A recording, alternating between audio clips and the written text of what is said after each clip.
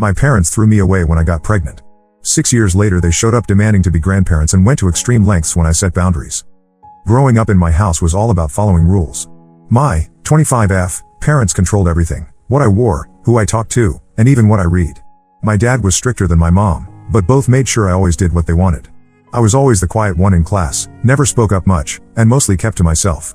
The only rule I ever broke was sneaking in books my parents thought were inappropriate, just regular novels that everyone else was allowed to read. That was literally the only time I went against what my parents said until I was 19. I met Nathan when I was 18 during my first semester of college. He was in his second year studying business. We started dating after meeting at a campus event. My parents didn't like that I was dating, but they reluctantly accepted it as long as I maintained my grades and followed their other rules. Nathan and I became serious pretty quickly. He was the first person who actually listened to what I had to say. 6 months into our relationship, I missed my period. Even though we used protection most of the time, we slipped up a few times. When the pregnancy test came back positive, I sat on the bathroom floor for what felt like hours. I was terrified.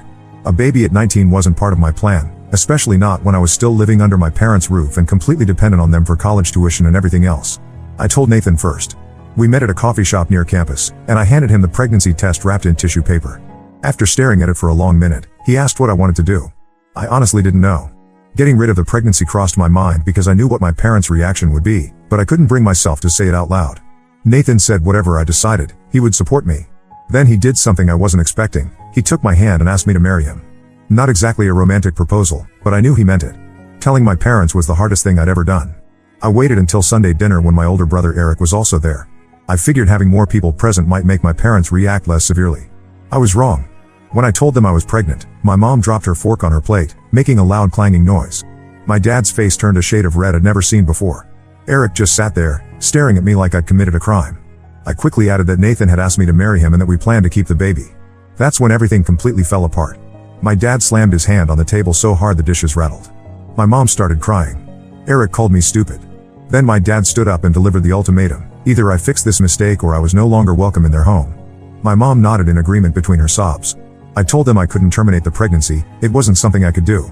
My dad told me I had until morning to reconsider or I needed to pack my things and leave. That night, I called Nathan in tears. His response was immediate: he and his parents would come get me tomorrow. I packed everything I could fit into 2 suitcases and a backpack. When I came downstairs the next morning, my parents and Eric were at the breakfast table. Nobody spoke to me or even looked at me. I said I was keeping the baby and that Nathan was coming to get me. My dad simply pointed to the door. Nathan and his parents arrived an hour later. As I put my bags in their car, I looked back at the house hoping someone would come out to say goodbye or at least acknowledge me leaving. Nobody did. The door remained firmly shut. The first few months were incredibly difficult. I had to drop out of college since managing classes while dealing with morning sickness and the emotional fallout of being disowned was too much. Nathan's parents let us stay with them until we could figure things out. They converted their home office into a bedroom for us and helped us plan for the baby. Nathan continued his studies while working part-time, and I got a job at a local bookstore that was flexible with my pregnancy needs. Nathan's mother, Diane, took me shopping for maternity clothes and went with me to my appointments when Nathan couldn't make it. His father, Robert, built a crib for the baby and fixed up an old rocking chair he found at a yard sale. I was grateful for their support, but every time Diane helped me with something, I thought about how my own mom should have been there. My mom's sisters, my aunts Jenny and Kate, reached out after finding out what happened. They disagreed with my parents' decision but couldn't convince them to change their minds. They sent baby clothes and offered emotional support through phone calls and occasional visits. Some of my cousins also stayed in touch, sending messages on social media and checking in regularly. Despite all this support, the absence of my parents was a constant ache. I sent them a Christmas card with a picture of me and my growing baby bump. No response. I sent them an invitation to our small wedding ceremony when I was 6 months pregnant. The invitation came back marked returned to sender. I sent birth announcements when Lily was born. Nothing. Nathan and I got married at the courthouse with his parents as our witnesses when I was 6 months pregnant. It wasn't the wedding I had dreamed about as a little girl, but it was perfect in its own way. Nathan had gotten a better job by then, working for his uncle's construction company with good benefits and steady pay. Lily was born when I was still 19. The delivery was long and difficult, and all I wanted was my mom. Diane held my hand and coached me through it, but it wasn't the same. When they placed Lily on my chest for the first time, I cried for so many reasons: joy at meeting my daughter, relief that the delivery was over, and profound sadness that my parents had chosen to miss this moment. After Lily was born, Nathan and I moved into a small 2-bedroom apartment. It was nothing fancy, but it was our first real home as a family. Nathan continued working and going to school part-time. With Diane helping with childcare, I was able to go back to college part-time too. For the first 3 years of Lily's life, I kept sending my parents updates. Birthday cards, Christmas photos, pictures of Lily's first steps. I never got anything in return. No acknowledgement, no cards for Lily's birthdays, nothing. Eventually, I stopped trying. If they didn't want to be part of our lives, I wouldn't force it. Nathan graduated with his business degree when Lily was 4. He got promoted at work, and we were able to buy a small house in a neighborhood with good schools. I finished my degree in education the following year and got a job teaching 3rd grade at a school near our home. Life settled into a comfortable routine. Lily grew into a bright, curious little girl who loved books as much as I did. She adored Nathan's parents, who spoiled her with attention and love. We spent holidays with Nathan's family, and my aunts and cousins visited when they could. We were happy. Until last week. I'm now 4 months pregnant with our second child. We hadn't told many people yet, but I mentioned it to my cousin Emma during a phone call. Apparently, Emma told her mom, who told my mom. Because last Saturday, while Nathan was mowing the lawn and Lily was playing in the backyard, my parents showed up on our doorstep. I almost didn't recognize them at first. My dad had lost weight and had much more gray in his hair than I remembered. My mom looked older too, with lines around her eyes that weren't there before.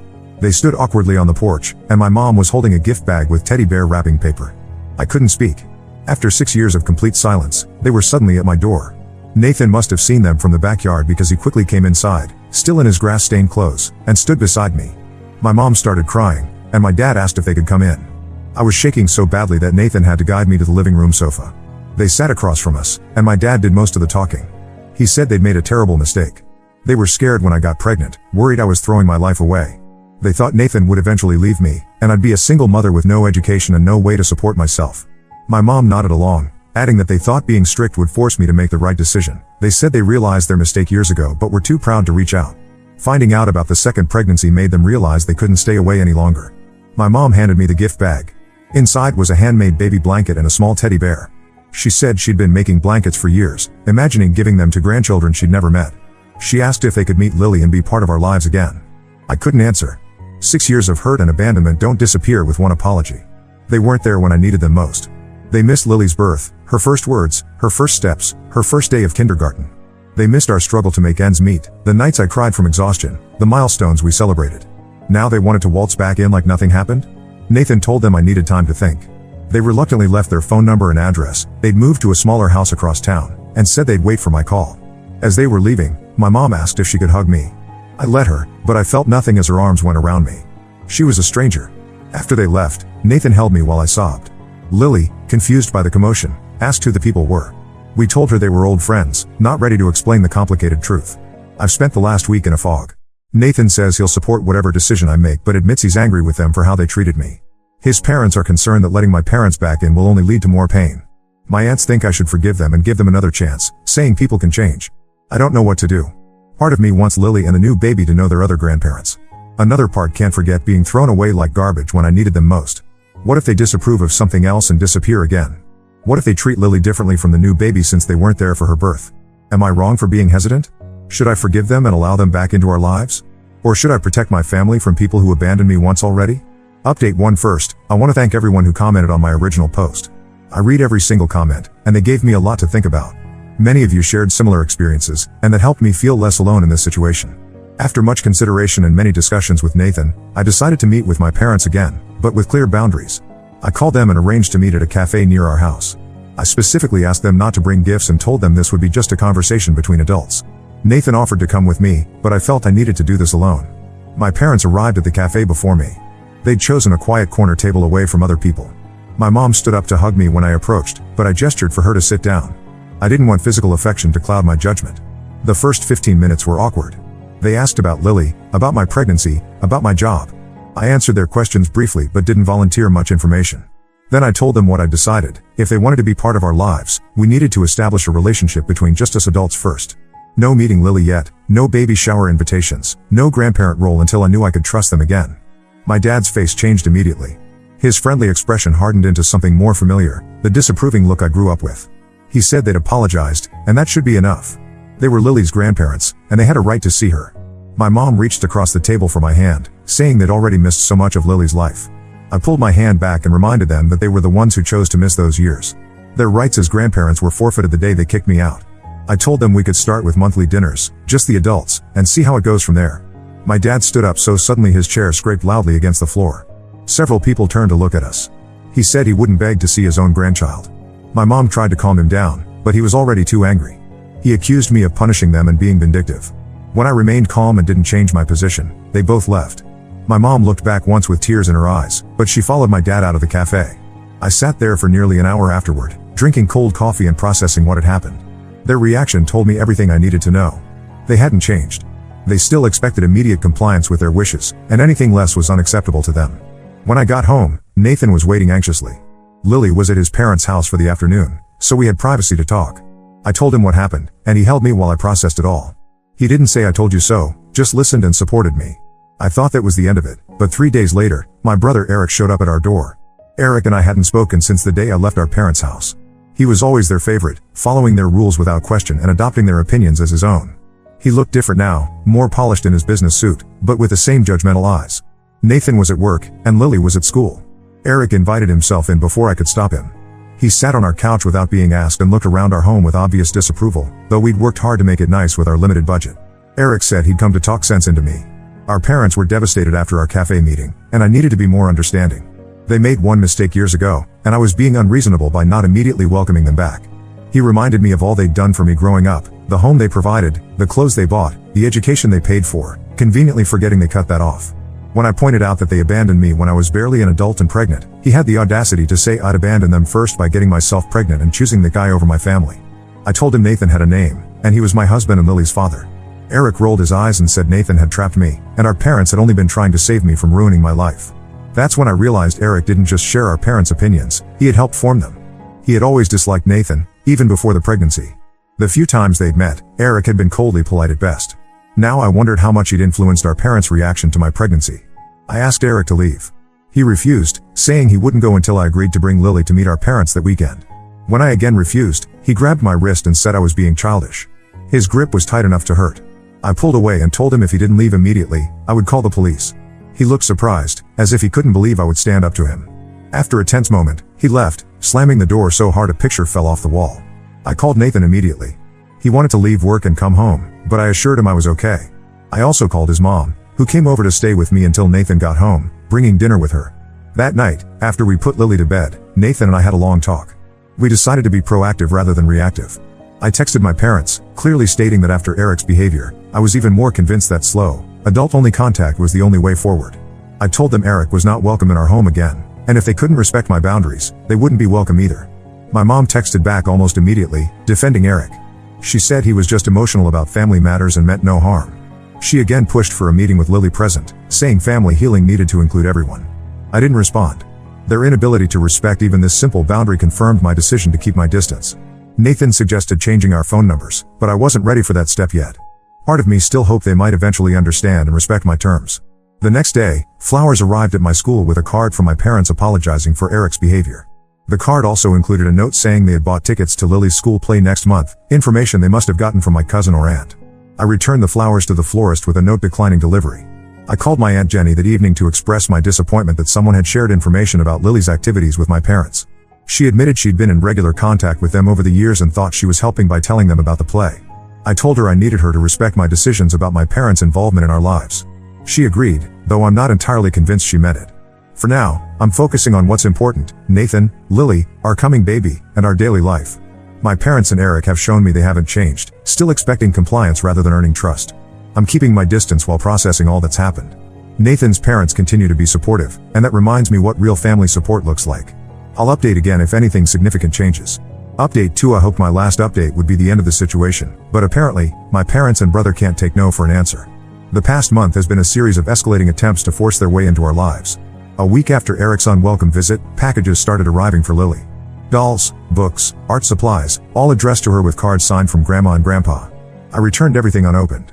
Then came the emails with old family photos attached, texts with remember when stories, and voicemails full of guilt and manipulation. The final straw came 2 weeks ago. I was picking Lily up from school when I spotted my mom in the parking lot, watching from her car. I immediately reported it to the school office, and they assured me they would not release Lily to anyone but Nathan or me. I didn't confront my mom, just quickly got Lily into our car and left. That night, I called my parents and told them in no uncertain terms that their behavior was becoming harassment. My dad dismissed my concerns, saying they just wanted to see their grandchild. Last weekend was Lily's school play. Remember I mentioned they had somehow gotten tickets?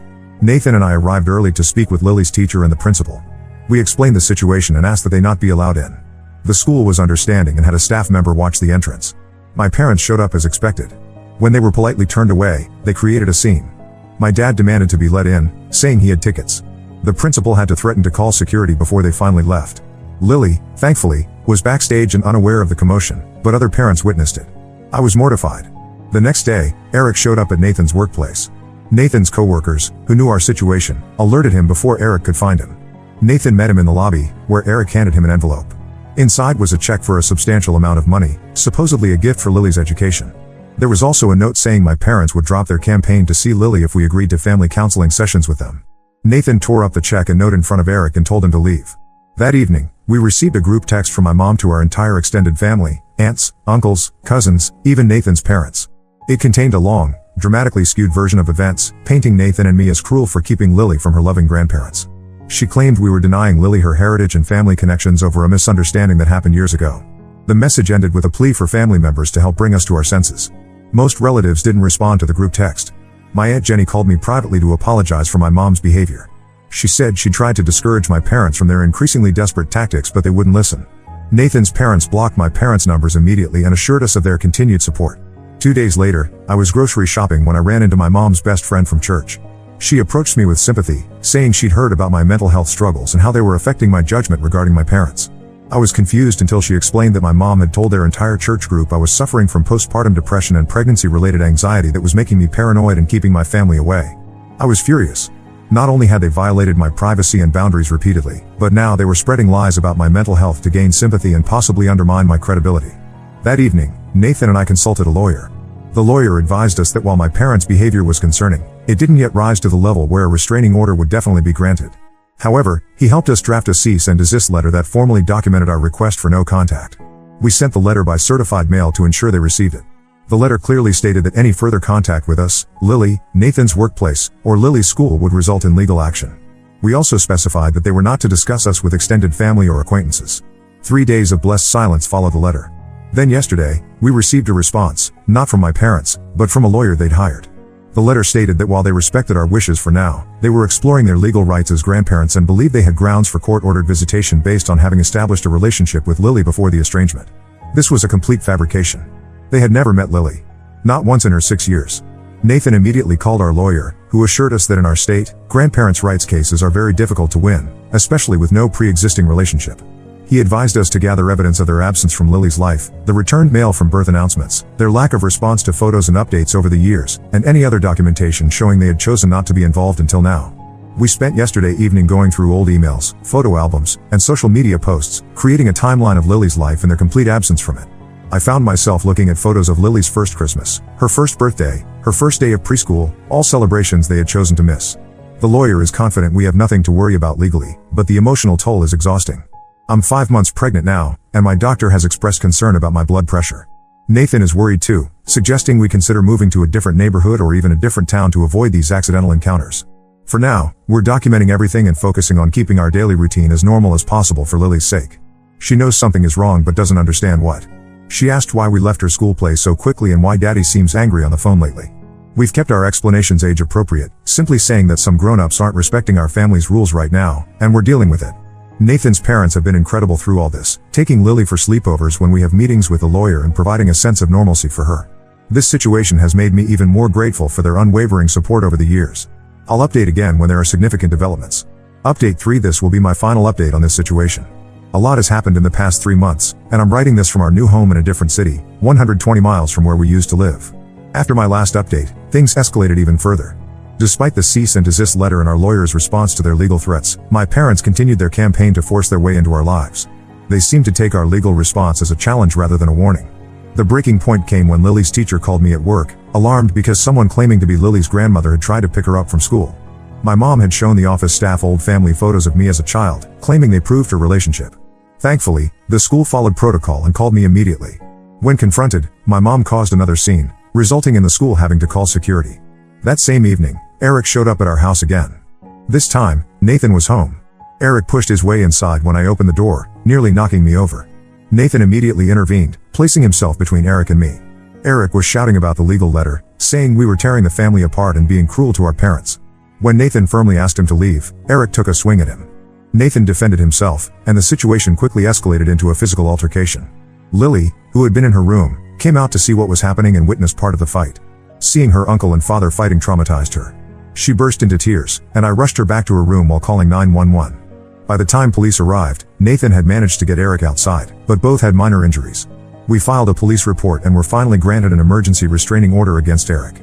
The officer who responded suggested we might want to file for orders against my parents as well, given the escalating pattern of behavior. We followed that advice, and temporary orders were issued until a hearing could be scheduled. During this time, Nathan's company offered him a transfer to their office in a city 2 hours away.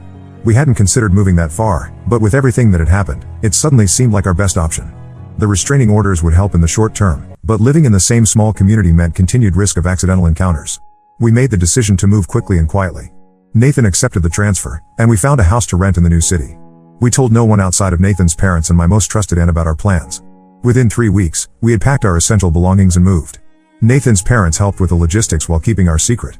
My Aunt Jenny, who I trust completely, agreed to handle the sale of our house through her husband's real estate company. We left forwarding information only with her, the post office, and essential services.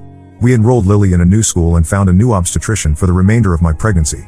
The move was hard on Lily at first. She missed her friends and her school, but children are remarkably adaptable. She's made new friends in our neighborhood and is enjoying her new school. We've been honest with her about why we moved, explaining in age-appropriate terms that sometimes grown-ups don't respect boundaries, and we needed to create space to keep our family safe and happy. 2 weeks after our move, the court hearing for the permanent restraining orders took place. We traveled back for it, leaving Lily with Nathan's parents.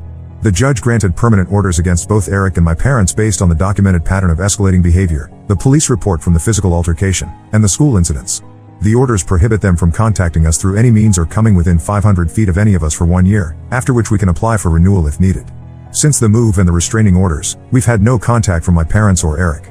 My Aunt Jenny reports that they've been telling family members we ran away to punish them and are keeping Lily from her real family. Some relatives believe them, but those who matter know the truth.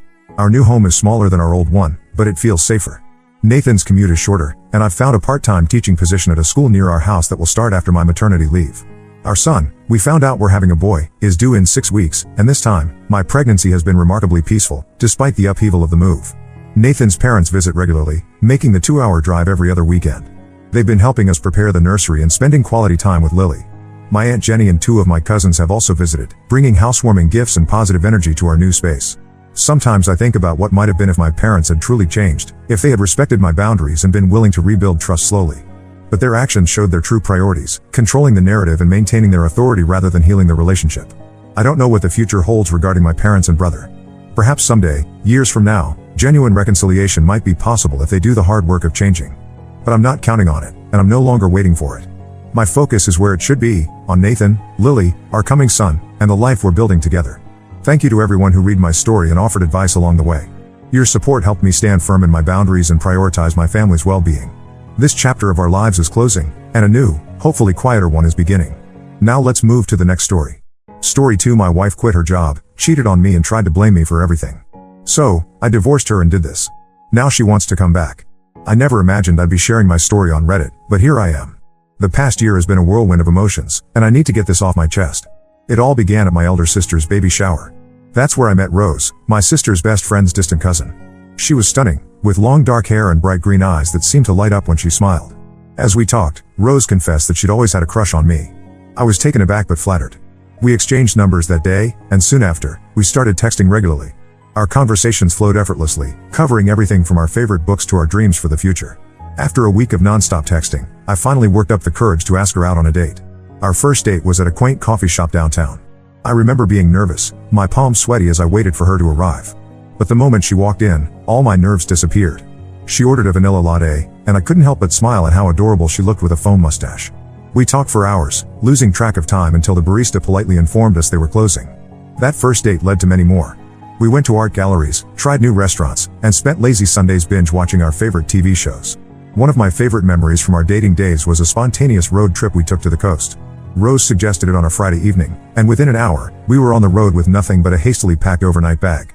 We spent the weekend walking on the beach, trying local seafood, and watching the sunset from a cliff overlooking the ocean. It felt like something out of a movie. Another time, Rose surprised me with tickets to see my favorite band. She wasn't even a fan herself but wanted to share the experience with me. I was touched by her thoughtfulness and how she went out of her way to make me happy. As the months passed, I found myself falling deeply in love with Rose. She was fun, spontaneous, and seemed to bring out the best in me. After a year of dating filled with moments like these, I knew I wanted to spend the rest of my life with her. I spent weeks planning the perfect proposal. I wanted it to be memorable, something that would show Rose how much she meant to me. I finally decided to propose during a hot air balloon ride at sunrise. I was a bundle of nerves as we ascended into the sky, the world below us bathed in soft golden light. When we reached the perfect height, with the city spread out beneath us like a miniature model, I got down on one knee, as much as one can in a hot air balloon basket, and asked Rose to marry me. Her eyes filled with tears as she said yes, and in that moment, I felt like the luckiest man in the world. We got married 6 months later in a small ceremony surrounded by our closest friends and family. Rose looked breathtaking in her white dress, and I couldn't believe that this amazing woman was about to become my wife. As we exchanged vows, I was certain that I had found my happily ever after. However, cracks in our relationship started to show soon after the honeymoon. I've always been conservative with money, planning for the future and hoping for an early retirement. Rose, on the other hand, was a big spender. She'd shop for new clothes every week, insist on eating out at expensive restaurants, and seemed to have a new hobby, and all the expensive equipment that came with it, every month. At first, I didn't think much of it. I chalked it up to post-wedding excitement and figured things would settle down once we got into the rhythm of married life. But as the weeks turned into months, Rose's spending habits didn't change. If anything, they got worse. Things got more complicated when Rose told me she wanted to quit her job. We were having dinner one night when she casually mentioned that she was thinking about leaving her position at the marketing firm where she worked. I was taken aback. We had discussed our future plans before marriage, and both agreed that we'd continue working to build a secure future. I tried to reason with her, explaining how her income was crucial for our financial goals. "But don't you want me to be happy?" she asked, her eyes welling up with tears. I felt like I was being manipulated, but I didn't want to upset her further. I suggested we revisit the conversation in a few months, hoping she might change her mind. But Rose didn't drop the subject. Every few days, she'd bring up quitting her job again. She started talking about wanting to try for children, saying she wanted to be a stay-at-home mom.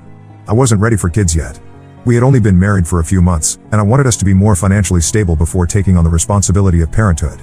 This led to several arguments, with Rose accusing me of not caring about her desires and me feeling like she was disregarding our mutual plans.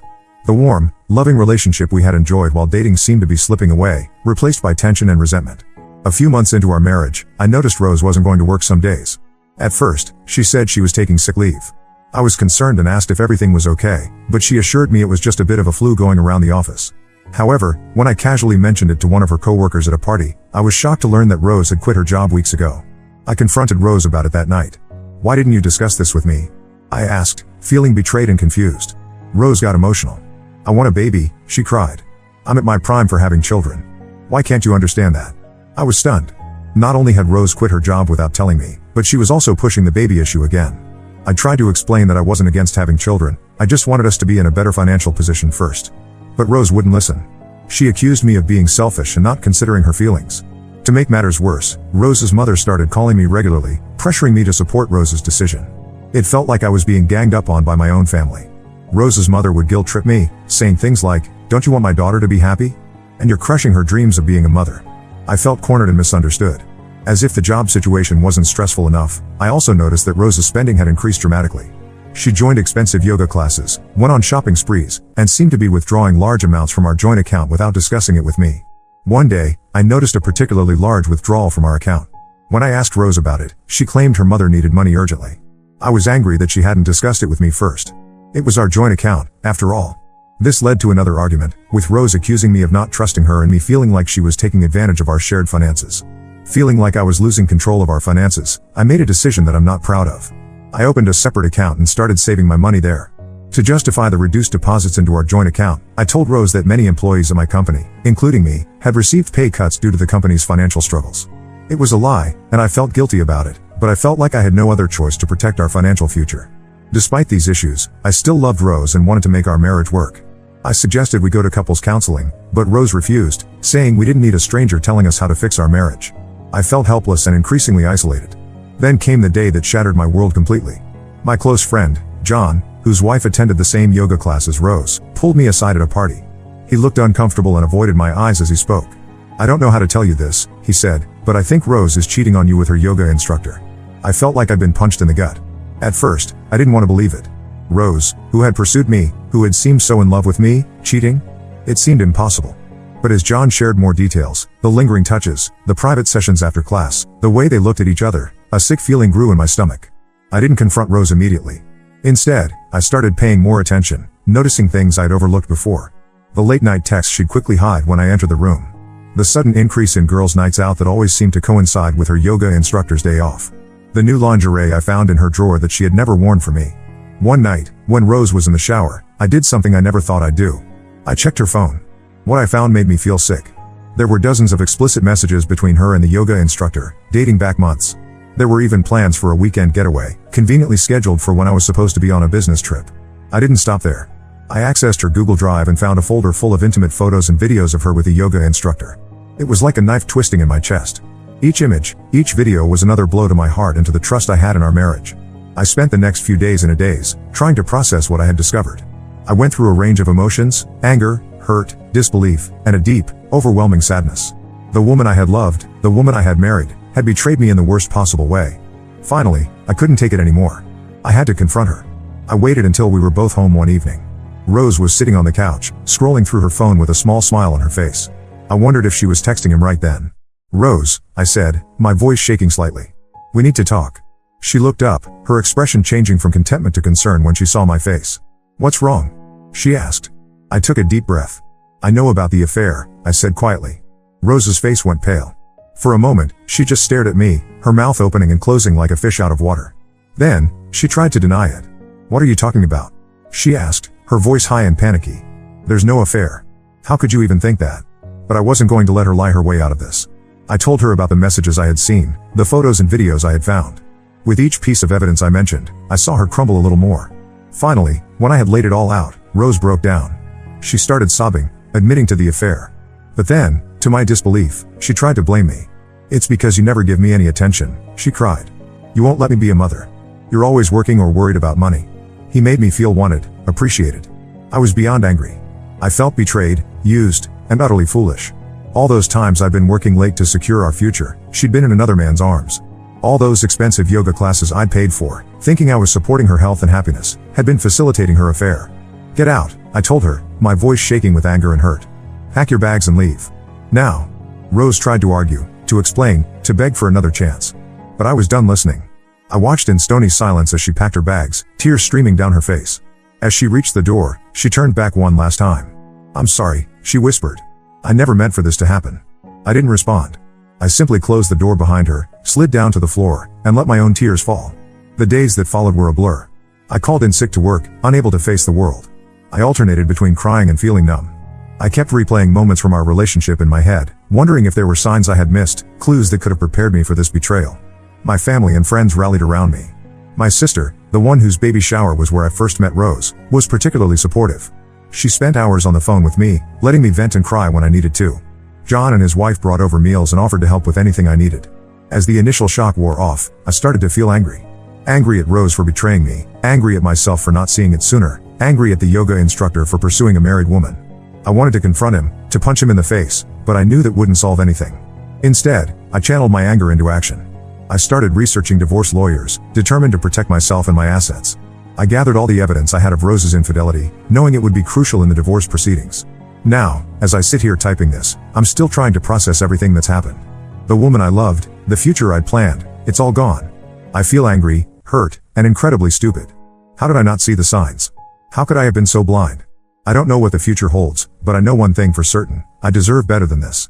I deserve someone who respects me, who shares my values, and who wouldn't betray me like this.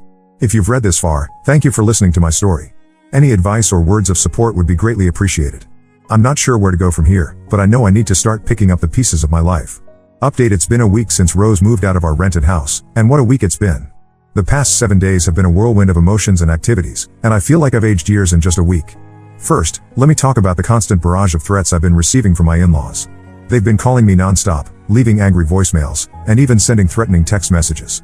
At first, they were just demanding that I take Rose back, saying I was overreacting to a small mistake.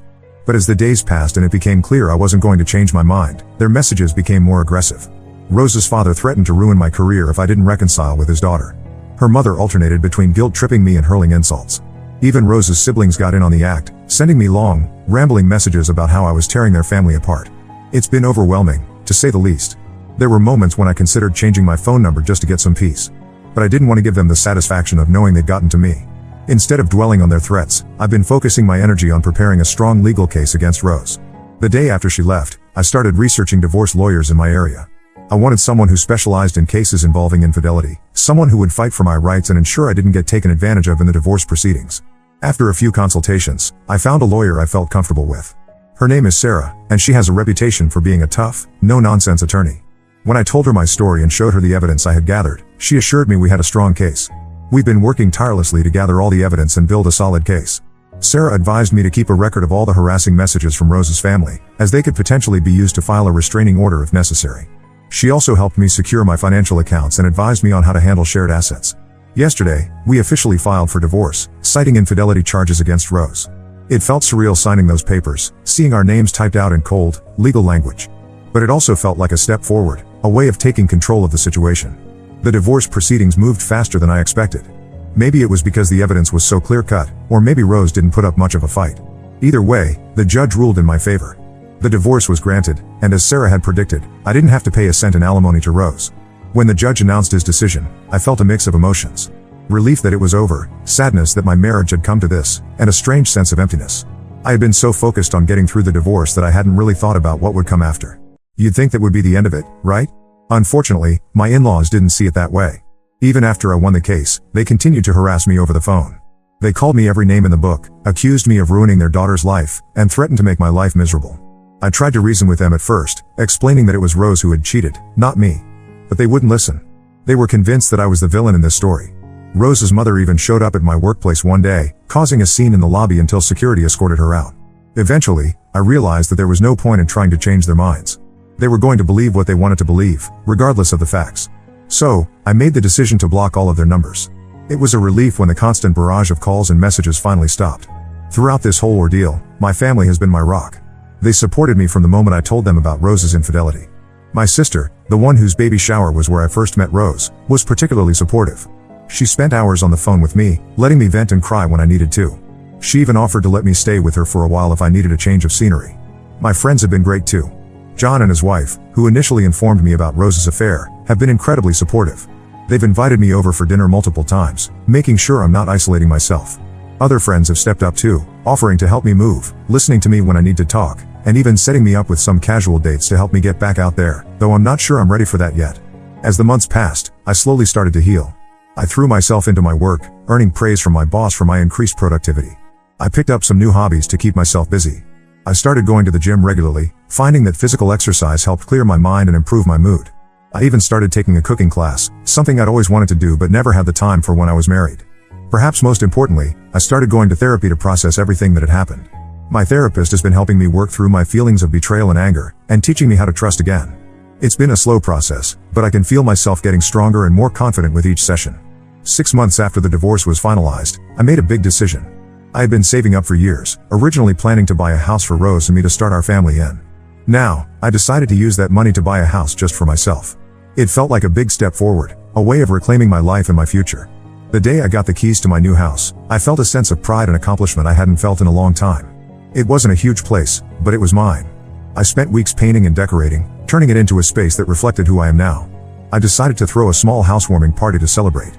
As I was showing my family and friends around, I mentioned offhandedly that I had originally intended to buy this house for Rose and me. It was a bittersweet moment, acknowledging how much my life had changed, but also realizing how far I'd come. I didn't think much of that comment at the time, but apparently, word got back to Rose. A few days after the party, I received a call from an unknown number. When I answered, I was shocked to hear Rose's voice on the other end. She started crying almost immediately, telling me how much she missed me and how sorry she was for everything she had done. She begged me to give her another chance, saying she had made a terrible mistake and that she still loved me. I listened in silence, feeling a mix of emotions. Part of me was angry that she had the audacity to call me after everything she had done. Another part felt a twinge of the old feelings I had for her. But mostly, I felt pity. Pity for the woman who had thrown away our marriage for a fling with a yoga instructor. When she finally paused for breath, I spoke. I told her that I had given her plenty of chances during our marriage. I reminded her of how I had supported her, tried to build a future with her, only to have her betray me in the worst way possible. I told her about the pain I had gone through, the therapy sessions, the sleepless nights. I'm not going to lie, it wasn't easy to say what I said next. But I knew it was necessary. I told Rose not to contact me again. I told her that we were over, not just as a couple, but in every way. I wished her well, but made it clear that she was no longer a part of my life. Before she could respond, I ended the call and blocked the number. It felt like closing the final chapter on that part of my life. As I sit in my new house, writing this update, I feel a sense of peace I haven't felt in a long time. The past year has been incredibly difficult, but I've come out stronger on the other side. I'm proud of myself for standing up for what I believe in, for not letting Rose or her family bully me into submission. I've learned a lot about myself through this process. I've learned that I'm stronger than I ever thought possible. I've learned the importance of self-respect and setting boundaries. And I've learned that it's okay to put myself first sometimes. I don't know what the future holds, but for the first time in a long time, I'm excited to find out. I'm focusing on myself, my career, and my happiness. And who knows? Maybe someday I'll meet someone who shares my values and dreams. But for now, I'm content being on my own, healing and growing. To anyone out there going through something similar, I want you to know that it does get better. It's not easy, and there will be days when you feel like you can't go on. But you can, and you will. Surround yourself with people who support you, seek professional help if you need it, and most importantly, be kind to yourself. Thank you to everyone who read my original post and offered support and advice. Your kind words meant more to me than you could know. Here's to new beginnings and brighter tomorrows.